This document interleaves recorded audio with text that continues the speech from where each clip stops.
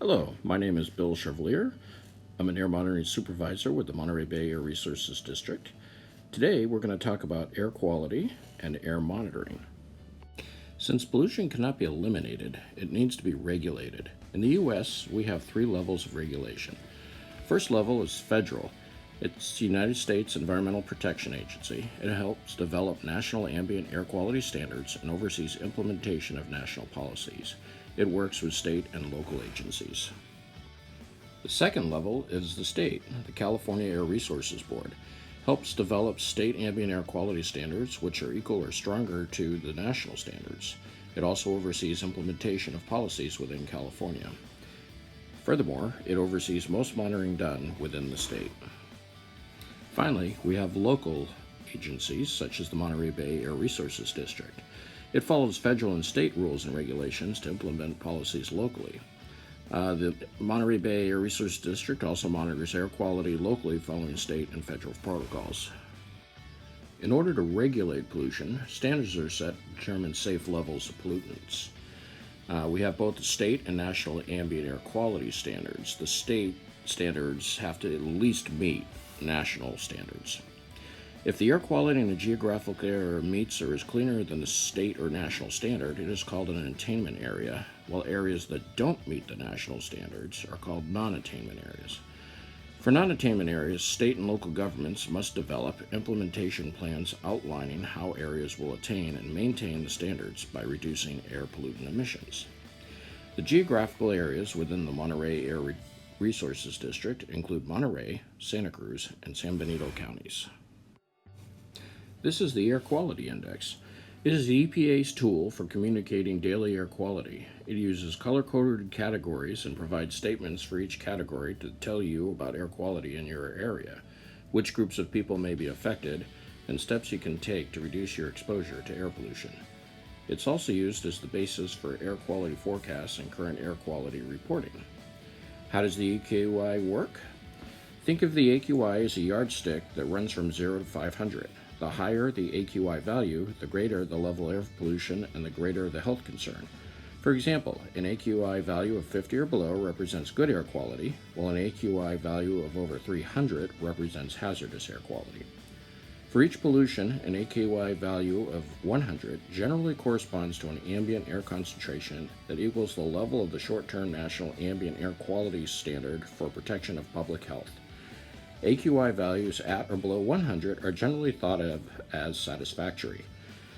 When an AQI value rises above 100, air quality is unhealthy, at first for certain sensitive groups of people, then for everyone as AQI values get higher. The AQI is divided into 6 categories. Each category corresponds to a different level of health concern. Each category also has a specific color. This color makes it easy for people to quickly determine whether air quality is reaching unhealthy levels in their communities. There are 5 major pollutants. The EPA establishes an AQI for 5 major pollutants regulated by the Clean Air Act. Each of these pollutants has a national air quality standard set by EPA to protect public health. These are ground level ozone, nitrogen dioxide, carbon monoxide, sulfur dioxide, and particulate pollution, also known as particulate matter, including PM 2.5 and PM 10. Within our district, we currently monitor 3 types of gas pollutants. The first is ozone. It is beneficial when it is stratospheric ozone. The ozone layer is formed naturally through the interaction of solar ultraviolet radiation with oxygen and is about 6 to 30 miles above the Earth's surface, reducing the amount of harmful UV radiation. Ozone is harmful when it is tropospheric or ground-level ozone, what we breathe. It is formed primarily from photochemical reactions between 2 major classes of air pollutants, volatile organic compounds and nitrogen oxides, which are products of incomplete combustion. Ozone production is typically affected by heat and sunlight. Second type of pollutant we measure is oxides of nitrogen, which I just mentioned. Again, it is products of incomplete combustion and industrial processes. It combines with oxygen to form ozone. And the third is carbon monoxide, again a product of incomplete combustion. Breathing these pollutants can trigger a variety of health problems, including chest pain, coughing, throat irritation, and airway inflammation. It can also reduce lung function and harm lung tissue. Ozone can worsen bronchitis, emphysema, and asthma, leading to increased medical care. Those most at risk include people with asthma, children, older adults, and people who are active outdoors, especially outdoor workers. We also monitor two types of particulate matter pollutants.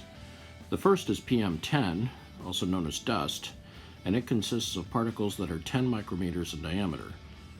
Typically, dust is kicked up in the process of farming and construction. The second is PM2.5, also known as smoke, and it consists of particles that are 2.5 micrometers in diameter. Typically, smoke is produced when burning fuels like wood, coal, or oil to generate heat and power. The health effects associated with particulate matter pollutants include premature death in people with heart-lung disease, non-fatal heart attacks, irregular heartbeat, aggravated asthma, decreased lung function, and increased respiratory systems such as irritation of the airways, coughing, or difficulty breathing. Finally, we also do meteorological measurements. These are used to help track the source and direction of polluted air mass as it moves. These measurements include air temperature, wind speed, and wind direction.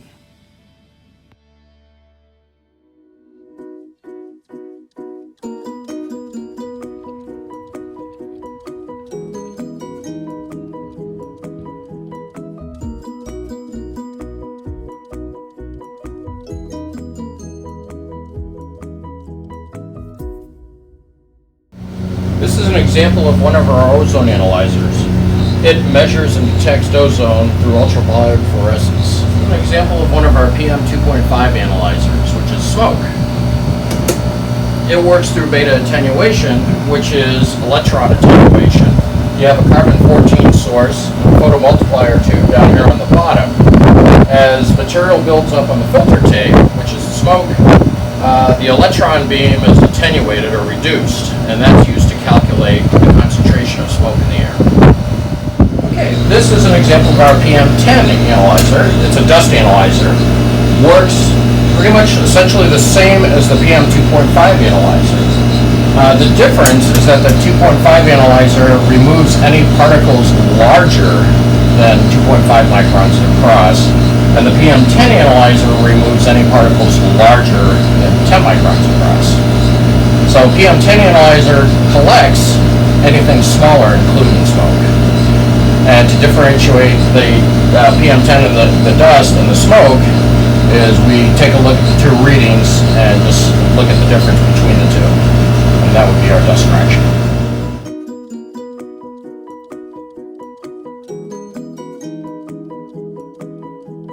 Okay, these are the intakes to both our PM2.5 instrument and our PM10 instrument. What makes them different from each other is the heads here reduce all particles going into the downtake for PM10 through this head. For the 2.5 instrument, we have a very sharp cut cyclone which gets rid of anything larger than particles 2.5 microns across. So the 2.5 instrument has both the cyclone and the head. The PM10 instrument has only the head. This is our MET tower. It's a meteorological tower. We have our meteorological sensors on top, which is wind direction, wind speed, which is the black sensor on top. It works through the Doppler effect and ultrasonic vibrations. Right next to it, you see what looks to be a white bunch of concentric rings.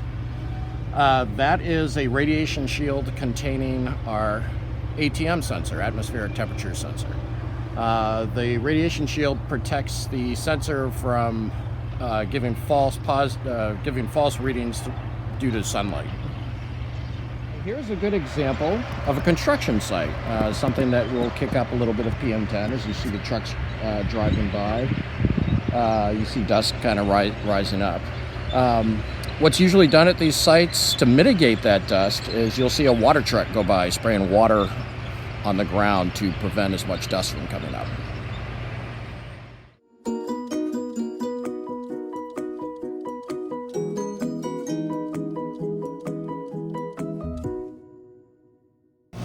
Okay, here we have our data logger, station data logger. It's essentially a desktop computer.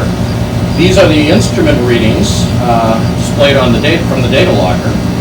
We have our ozone, our PM 2.5, our PM 10, air temperature, wind speed, and wind direction. This data is also transmitted to our central office, so we don't have to come out here all the time to get our data.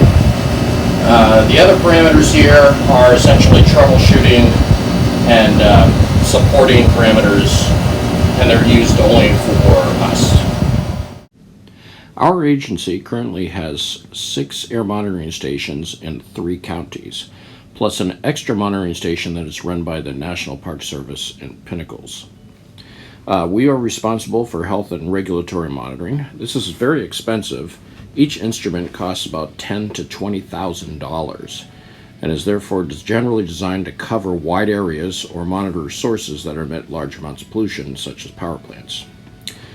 These stations require trained staff for maintenance, repair, and calibration of the instruments and ensure that data is of high quality.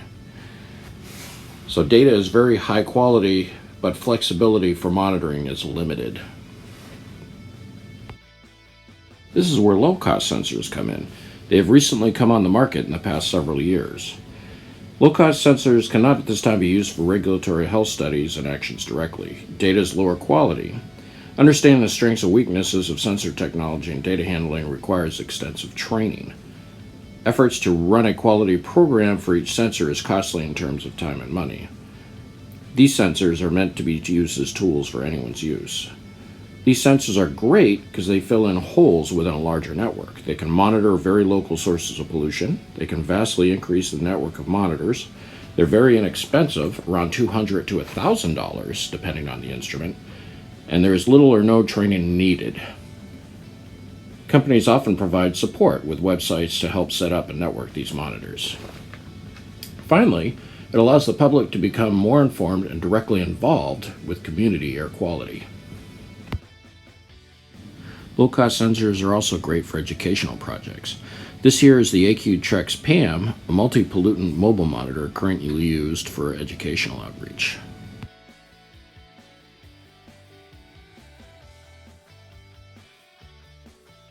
It is used with a downloadable cell phone app which collects the data from the PAM via Bluetooth and tags the data with GPS coordinates through the cell phone. It can also be downloaded to a website. So here's the AQ Trex. It's used in conjunction with a cell phone, and the cell phone allows me to get GPS coordinates while I walk with the AQ Trex, so we can map what the air quality is when we walk down the street or down a sidewalk or down a trail with it. So as on the picture shown earlier, we'll walk down the sidewalk, we'll collect some data. Here's the data on my cell phone that is currently collecting.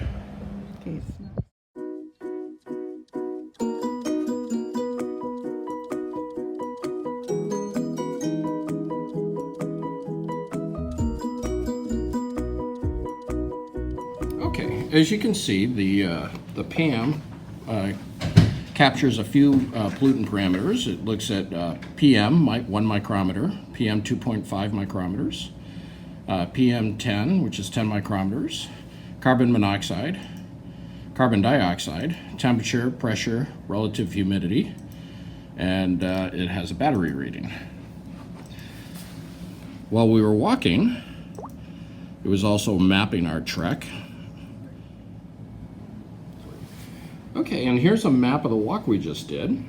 Right now it's showing CO2. You can select pretty much any pollutant you want to look at. So let's do PM 2.5. It pretty much shows the same area. This is the area we walked. We kind of walked down here and then back. It was a few hundred feet. But for any of these parameters, we could click on one and it'll show that PM 2.5 was about 1 microgram per cubic meter. Very clear air. And it'll do the same for any pollutant. We can take a look at, there we go. Let's say PM1.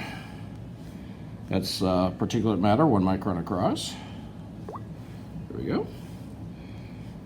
And right over here, it was reading Oops, let's pick another one that we can look at. Here we go. 1 microgram cubic meter, which is essentially right at or close to 0. So again, the air is really clear, so we're not seeing much out there. And that's it.